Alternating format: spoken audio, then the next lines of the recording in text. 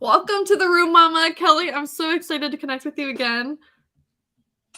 Thanks for asking me to do this. Like, I'm so glad I met you at Podfest.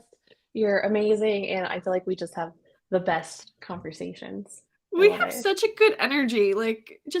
We are meant to be friends. So thank you for coming on here because you and I have a lot in common. You've got a podcast that just came on it this morning, and that was exciting.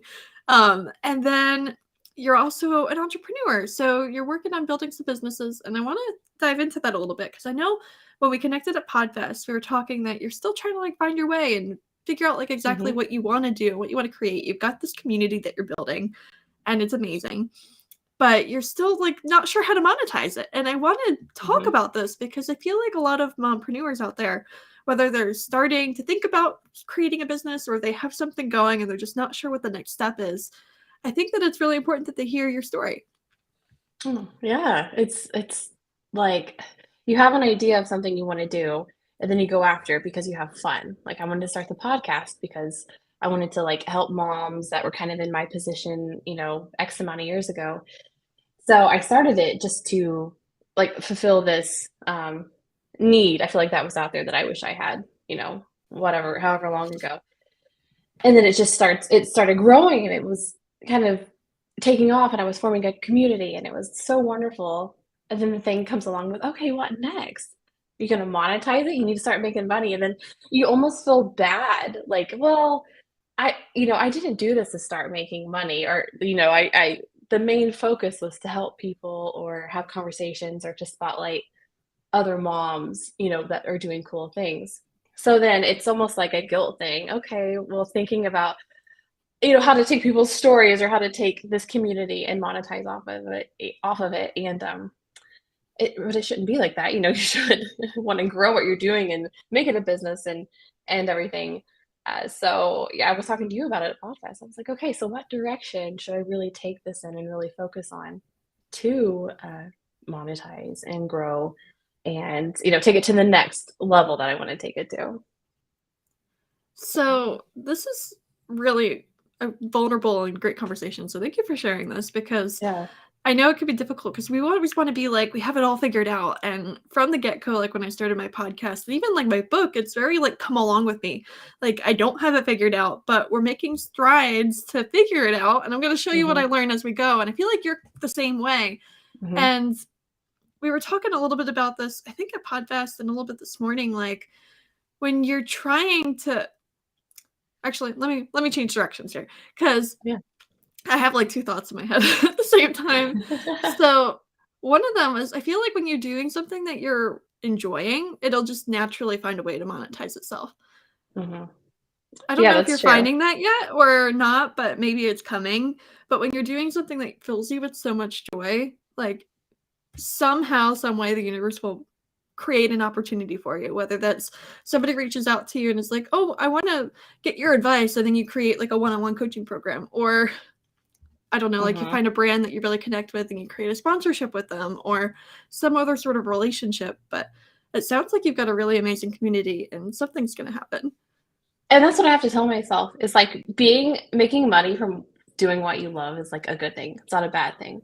Like doing a Mm-hmm. podcast and making money from that. It's not like exploiting anybody that I talk to make money. It's like doing a coaching thing to help people.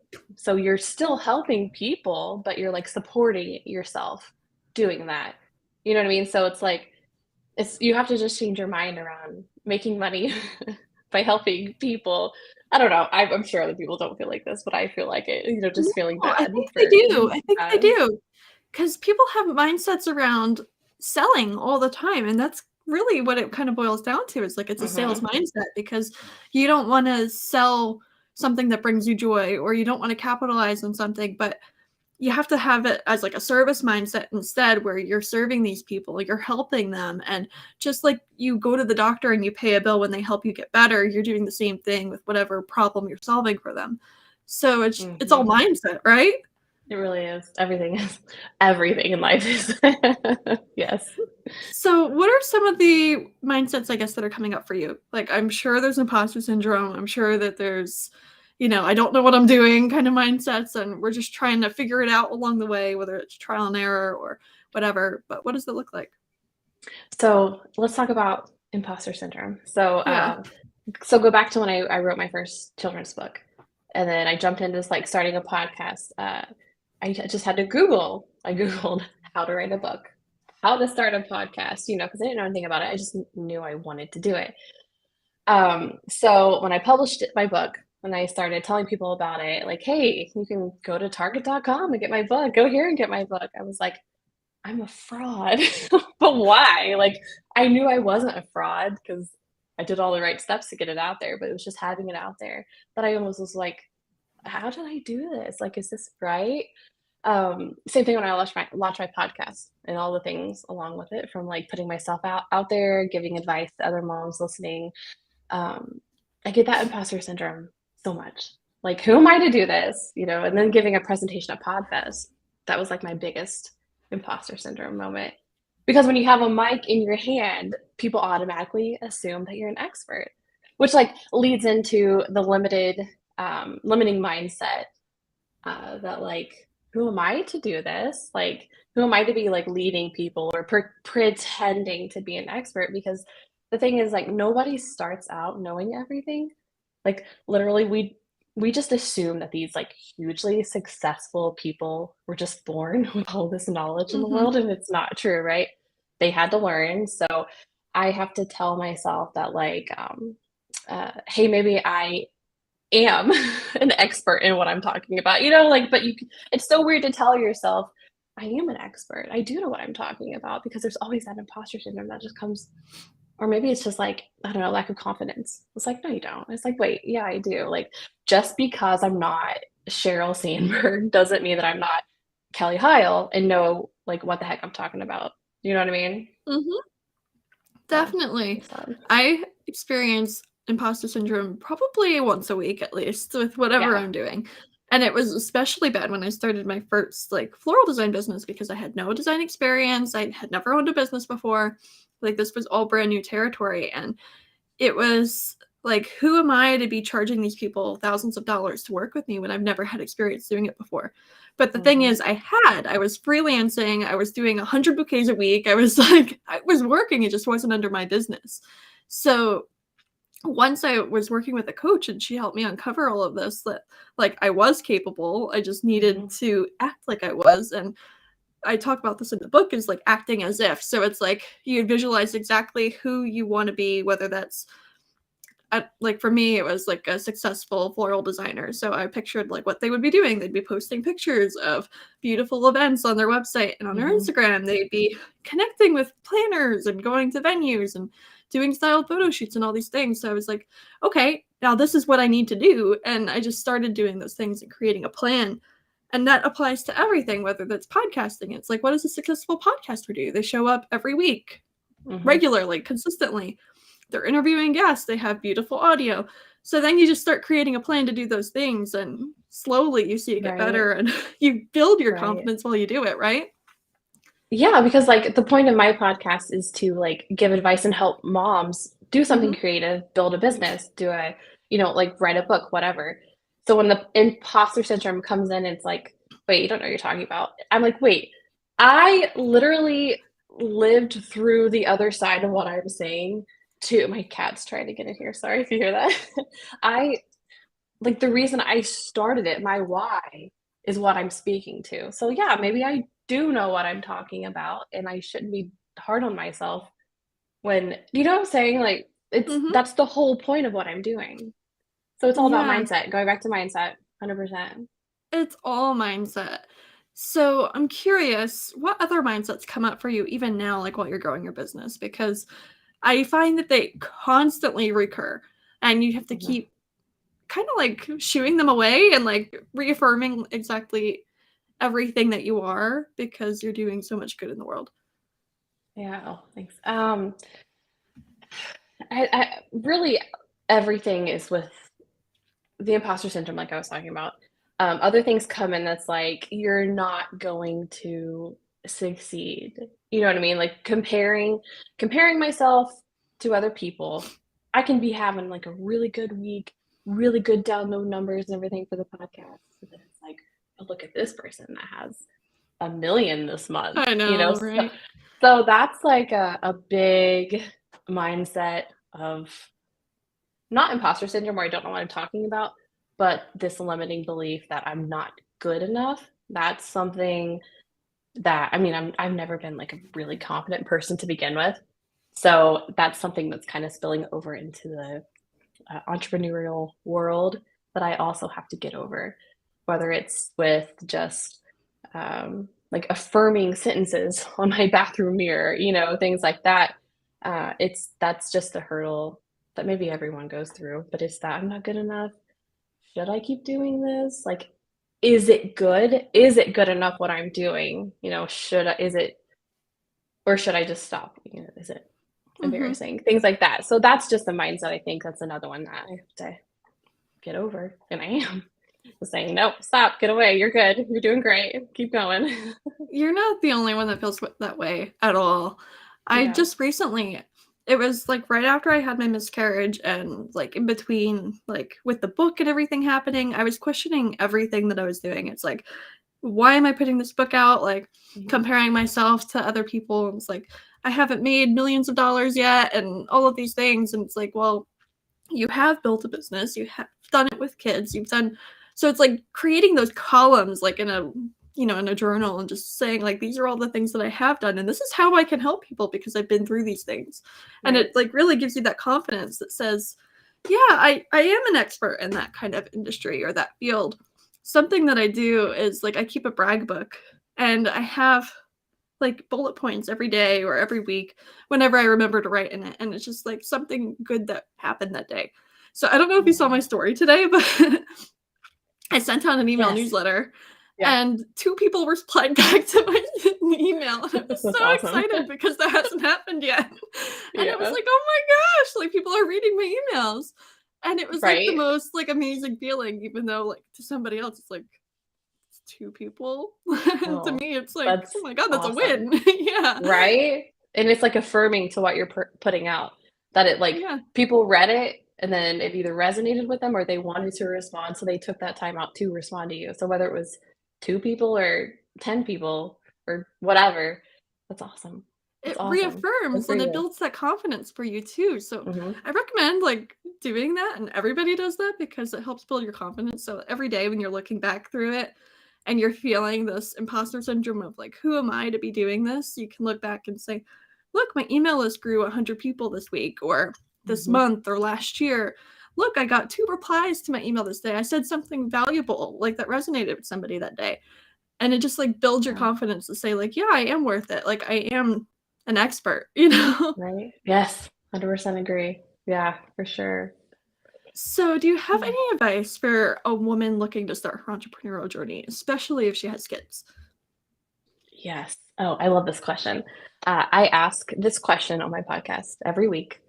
It's about, you know, because I talk to moms, so it's like, okay, what's your advice for moms that want to start something, a business, or, you know, I talk to a lot of authors, artists, and I get so much information. And whenever you kind of, you know, I read and you kind of asked me this before, I was like, wait, what would my advice be? You know, because I hear these things, so I just want to like regurgitate things that other people tell me because it's excellent advice anyway.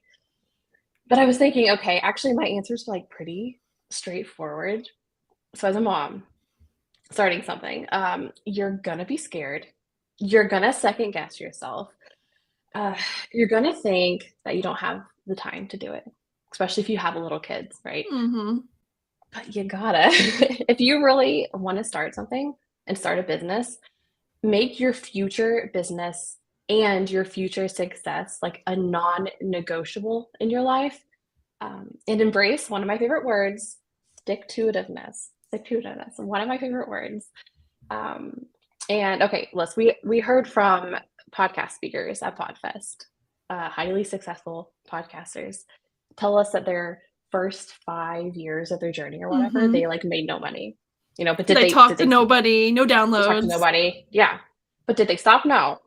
And I saw this statistic. I put it right here so I could read it to you. I love statistics. Bear with me. 90%. This was a couple years ago. 90% of podcasts don't get past episode 3, So this was like in 2021. That's 1.8 million who quit. 1.8 million. That's And insane. of the 200,000 left, 90% will quit after 20 episodes. I just think that just blows my mind. So, like, but think if you don't quit, you know?